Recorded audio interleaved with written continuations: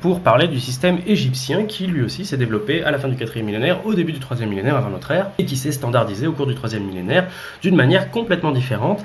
Il est pour l'essentiel non syllabique et fondé sur des consonnes, même si le principe des consonnes est assez similaire au principe des syllabes. Donc on va avoir des logogrammes, et à la place des syllabogrammes, on va avoir des systèmes à plusieurs consonnes, au point de départ exactement des pictogrammes, des logogrammes pictographiques, le soleil qui va se prononcer Ra, parce que c'est comme ça qu'on appelle le soleil, ou l'œil, Yir, ou la maison, Pr. Et donc on dessine une maison, on dessine un œil, on dessine un soleil, et on les prononce comme tels. Voilà l'usage pictographique du logogramme originel, et ce serait super si ils en restaient là. Évidemment, c'est beaucoup plus compliqué, exactement comme pour le sumérien. On va utiliser des principes d'homophonie de consonnes. Donc, les logogrammes pictographiques, par exemple le canard, qui se prononce ça, et dont on ne sait pas comment il se vocalise, hein, ça, sou, si, c'est, on n'en sait rien. S'il apporte un petit signe, avec ce bâton dressé, on ne lira plus de canard, on l'utilisera pour sa valeur. Donc un canard plus un déterminant bâton, il faut le lire pour la valeur phonétique des deux consonnes qui sont dans le canard, ça et a. Donc là, à nouveau, on ne sait pas de quelle manière ça se vocalise, mais ça veut dire fils. Et donc les deux mêmes consonnes, vocalisées certainement différemment en égyptien, veulent dire l'un canard et l'autre fils. Et donc on dessine un canard pour dire un canard, et on dessine un canard avec un signe pour dire il faut lire uniquement les consonnes et prononcer fils. Donc le système se généralise de cette manière-là. Vous avez par exemple un logogramme qui est un dessin d'un siège, d'un trône. Set veut dire le siège. Ce logogramme, si vous ajoutez une consonne, veut toujours dire siège. Donc on peut ajouter une consonne pour compléter un logogramme. Donc un système logo-consonantique. Pour être sûr. Pourquoi est-ce qu'on a besoin d'être sûr? C'est parce qu'il va falloir distinguer avec d'autres usages, phonogrammatiques ou logogrammatiques. Donc là, à nouveau, on va voir set, plus la consonne T, plus un déterminatif non prononcé, qui est le symbole de la maison. Et on va avoir un dernier usage qui va être donc un phonogramme, le phonogramme 7, plus la consonne T, plus un déterminatif, désigne l'œuf, et cette fois-ci c'est pour dire que on parle de Isis, qui s'écrit aussi 7. Mais il faut pouvoir le distinguer de siège, et il faut pouvoir le distinguer du siège déterminé comme maison, toujours pour le même rendu 7. Donc un seul signe, deux signes, trois signes, donc un signe logogrammatique, un signe consonantique de complément, de précision, et un signe déterminant, de précision de sens non prononcé. Or, si on change donc ce déterminant, cette précision de sens non prononcé, on va utiliser le logogramme dans sa valeur biconsonantique, 7 uniquement, et pas dans sa valeur de sens. Et on va vocaliser différemment, simplement comme les voyelles ne sont pas marquées en égyptien, on doit les deviner, exactement comme dans le cas du canard. On a toujours une consonne qui précise qu'il y a un T, en l'occurrence c'est une marque du féminin. Là où ça se complique, c'est que le même symbole du siège a un synonyme en égyptien, et donc on utilise le même pictogramme du siège pour un autre mot égyptien, ce qui implique une autre prononciation, un autre biconsonne, la biconsonne wus. Et comme dans le cas des sumérogrammes, des syllabogrammes sumériens, on peut utiliser ces biconsonnes uniquement pour leur valeur phonétique. Donc ça va être le cas ici pour transcrire le nom Osiris. On va utiliser cette biconsonne pour sa valeur phonétique, wus, et la valeur phonétique de l'œil, yer, donc wus yer, Osiris.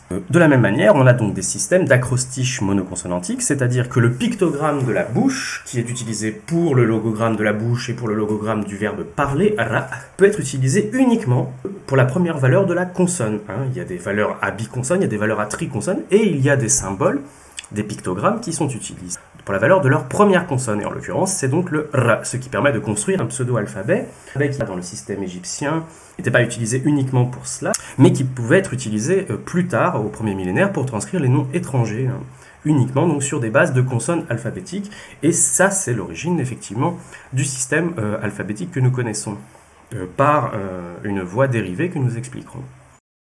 Et ces différents usages, logogrammatiques, phonétiques, monoconsonantiques, biconsonantiques, se retrouvent dans cet exemple qui est la langue égyptienne. Le premier pictogramme de la bouche, avec un trait qui nous indique qu'il faut le prononcer, c'est ra, qu'on va utiliser dans son sens logogramme, le parler, et pas dans le sens du phonogramme monoconsonantique.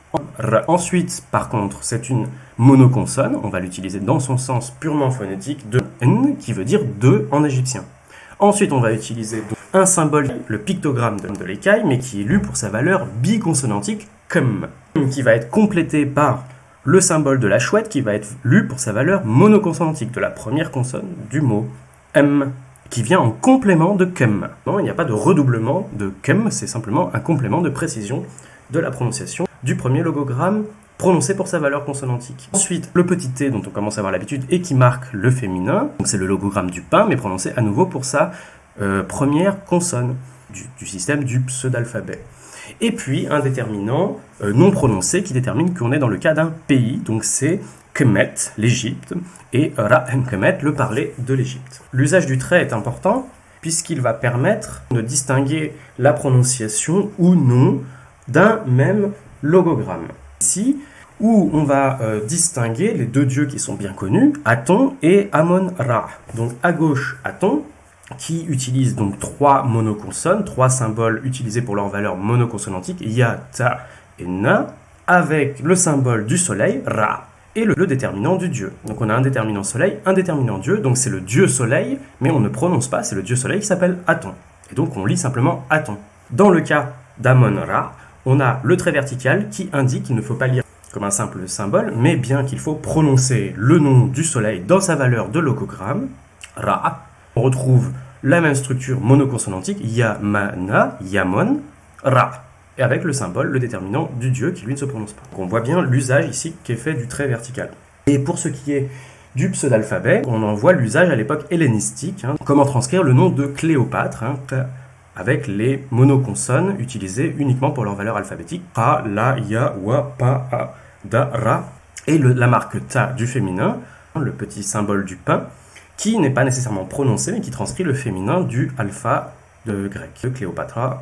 À l'époque hellénistique, justement, on a un usage particulier sur cette même pierre de Rosette. On a le grec en bas, on a le hiéroglyphique en haut, et au milieu, on a ce système démotique qui est une évolution du système hiéroglyphique à travers le hiératique qui était en usage au 2e millénaire et qui s'est transformé progressivement et qui a été utilisé uniquement dans sa valeur simplifiée, le démotique. Le hiéroglyphique continue d'être utilisé pour les usages officiels, comme sur cette pierre de Rosette. Et l'évolution est donc assez similaire à la modification des pictogrammes originels sumériens dans le système cunéiforme, où on ne reconnaît plus les symboles originels. La particularité de l'égyptien, c'est la poursuite d'un usage des hiéroglyphes avec leurs symboles dessinés pour les usages officiels, pour les grandes inscriptions, etc. Jusqu'à la fin du système pour les usages. On a deux types de systèmes parallèles qui se sont développés de manière complètement indépendante, et cette fois-ci sans contact potentiel, sans inspiration directe, et qui vont reprendre pour l'essentiel les principes qu'on retrouve dans les systèmes logo-syllabiques, suméro-acadiens et égyptiens.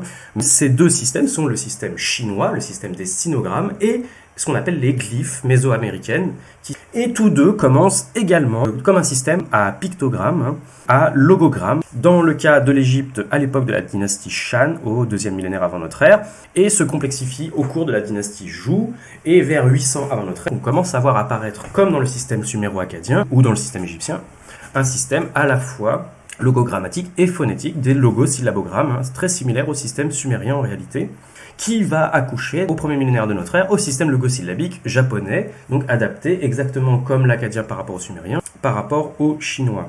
Dans le cas des glyphes mésoaméricains, on ne sait pas exactement pour quelle valeur de langue étaient utilisés les glyphes au moment où ils sont apparus, dans la région de l'Isthme, dans la région Olmec, entre le Yucatan et le Mexique central. En tout cas, ces glyphes ont été continués à être utilisés pour une valeur magique dans l'espace de la Mésoamérique du Nord, le Mexique central. En revanche, dans le Yucatan, ils vont se développer avec des valeurs de logogrammes, comme vous voyez sur le petit tableau à côté, mais également évoluer exactement comme le chinois au début du 1er millénaire avant notre ère. Au début du 1er millénaire de notre ère, le système maya va se développer et s'adapter pour une valeur logosyllabique. Alors ici, on a l'exemple des premiers pictogrammes chinois, dans des valeurs pour l'essentiel de logogrammes.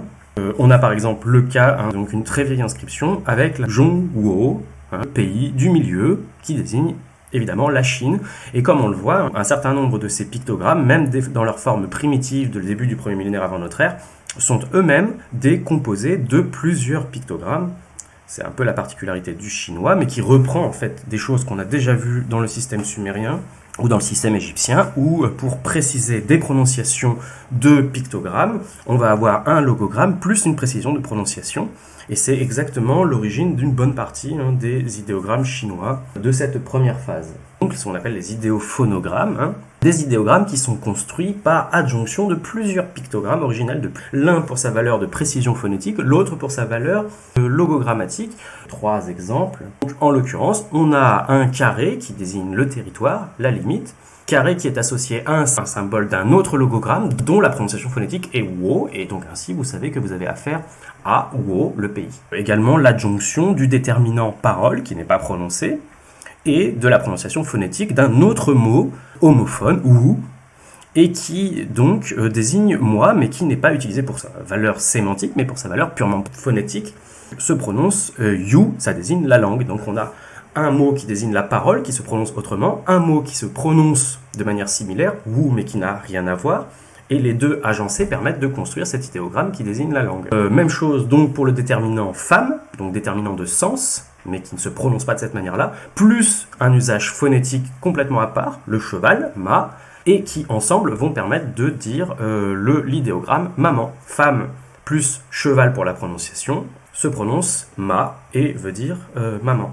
Donc très rapidement, les systèmes à monogramme, à idéogramme, à logogramme, y compris donc dans leur construction complexe d'agencement de pictogrammes, finalement vont eux-mêmes s'associer, et pour l'essentiel, le chinois médiéval et moderne, héritier de l'époque Han, est un système à double mot, à double syllabe. Donc ce sont des logogrammes qui se prononcent de manière syllabaire, rappelez-vous comme le sumérien, mais qui en général sont agencés l'un avec l'autre. Ainsi, Zhongguo, le pays du milieu, désigne la Chine, et cet exemple vaut pour un très grand nombre de mots en chinois qui en réalité sont donc des bisyllabaires, des adjonctions de logosyllabogrammes. Et le plus intéressant, c'est, comme dans le cas du sumérien vers l'akkadien, l'importation du système chinois au Japon et en Corée, donc les hanja, kanji dans la prononciation japonaise, hanja en coréen, c'est-à-dire les symboles chinois. Ici, dans le cas du voyage de Chihiro, on a un double usage possible. En japonais, on a ce qu'on appelle la lecture on et la lecture kun. Donc la lecture on, c'est une lecture de la prononciation japonaise des syllabogrammes chinois. Donc on va prononcer le chinois, mais évidemment avec l'accent japonais, et l'accent japonais figé de la prononciation chinoise de l'époque de l'importation en japonais. Les deux idéogrammes chinois Tian Shun, qui veut dire 1000 recherches, va se prononcer en japonais du haut Moyen-Âge, Sen Jin, c'est la lecture on. Et ils peuvent également se prononcer avec la lecture kun, c'est-à-dire en lisant le sens de l'idéogramme en japonais, dans la langue japonaise. Et là, ce sera 1000 recherches en japonais, se dit Chihiro, et c'est ce qui permet de comprendre comment le nom de Chihiro devient Sen. Chihiro, c'était la prononciation kun japonaise, et Sen, c'est ce qu'il reste quand le mot est tout seul, il se lit uniquement dans sa prononciation on, sa prononciation adaptée du chinois. Alors, comme les Akkadiens par rapport aux Sumériens, les Japonais vont également importer les idéogrammes chinois pour leur prononciation syllabique, comme des syllabogrammes pour leur usage purement phonétique. On voit l'apparition des kana au cours du 7e, 8e siècle de notre ère, l'importation d'idéogrammes pour leur valeur purement phonétique, jamais pour leur valeur logogrammatique. L'exemple ici, en chinois moderne, se lirait Jihu Lu Ke Liang, connaître que la route peut être bonne, ce qui n'est pas utilisé pour son sens évidemment de logogramme, mais utilisé pour son sens phonétique, Shi Oji Kara. On ne les dit donc pas en logogramme kun, en japonais ça donnerait kore, michi, etc., ce qui n'a pas de sens. Et enfin, le japonais utilise, comme l'akkadien par rapport au sumérien, des déterminants grammaticaux. Pour finir sur les systèmes indépendants du système hiéroglyphique et suméro-akkadien, à la fin du premier millénaire de notre ère, au début du deuxième millénaire de notre ère, l'inspiration comporte des idéogrammes chinois pour des systèmes parallèles très inspirés par la culture chinoise, mais qui ne sont pas, contrairement au système vietnamien, coréen, japonais, des hanzi, des kanji, etc. Ils n'en sont pas génétiquement le produit, mais en sont des systèmes purement inspirés. C'est le cas par exemple du système des logosyllabogrammes Khitan, qui sont développés par un peuple mandchou qui conquiert le nord de la Chine au Xe siècle. Système qui va être ensuite adapté par les Joshen, un autre peuple mandchou, eux aussi donc en s'inspirant graphiquement en fait des idéogrammes chinois. Et de même, à peu près à la même époque, entre le Xe et le XIIe siècle, se développe le système Tangut, donc la dynastie Xia, issue des populations du nord-est du plateau tibétain, dans la région du Gansu, donc au centre de la Chine actuelle, qui est lui-même inspiré graphiquement du système chinois, mais qui en est complètement différent d'un point de vue phylogénétique. Sur cette carte, on a l'espace où se développent les Tangut, l'espace des Khitan, et aussi on a un autre système à idéogramme Yi qui est lui-même également inspiré. Les trois structures jaunes sont des inspirations graphiques du système chinois, mais qui n'en sont pas génétiquement les héritiers. Et les trois zones noires, système mixte japonais et le système Akana, pur syllabogramme, et un système mixte de logosyllabogramme également vietnamien qui se développe à partir du sud de la Chine, inspiré très largement à l'époque de l'Empire Han et ensuite de l'Empire Tang, donc entre le 2e siècle avant notre ère et le 7e siècle de notre ère. Et ensuite, on a un autre foyer d'apparition de l'écriture qui va fonctionner un peu de la même manière que ce qui s'est passé pour le foyer sumérien, le foyer égyptien et le foyer chinois. Le foyer mésoaméricain, dont on a des signes pour l'époque Olmec, dans une civilisation dont on ne connaît pas grand-chose à part leurs traces archéologiques et sculpturales impressionnantes, probablement issus des populations Mixoc qui vivaient dans le centre de la Mésoamérique, entre le Yucatan et le plateau mexicain. Et ces glyphes ont évolué vers un usage dans les langues mixtèques zapotèques dans le sud du Mexique et dans le sud-est du Mexique, un autre usage de l'autre côté, dans les langues mayas, et c'est évidemment l'usage maya qui est le plus complexe, où on a vraiment quitté l'usage purement pictographique pour un usage à logogramme et également un usage à syllabogramme, la construction d'un système mixte. L'exemple type étant celui du jaguar, que l'on peut écrire soit avec le pictogramme du jaguar, une tête de jaguar qui se dit jaguar, Balam. Mais on peut aussi le construire avec des syllabogrammes issus d'autres logogrammes pour leur valeur phonétique, voire de logogrammes dans d'autres langues éventuellement, donc peut-être dans la langue Mixoc Olmec originelle. 3 symboles différents pour leur valeur phonétique, Ba, La, Ma. Mais on peut aussi, exactement comme en égyptien, ou comme dans l'origine des idéogrammes chinois, écrire des agencements d'une valeur logogrammatique et d'une valeur phonétique. Et donc on va avoir par exemple une syllabe Ba plus le logogramme du jaguar, ou le logogramme du jaguar plus la syllabe finale Ma, ou le logogramme du jaguar au milieu, exactement comme dans le système akkadien, on est obligé de prendre des syllabes complètes, même pour prononcer une simple consonne finale comme un M.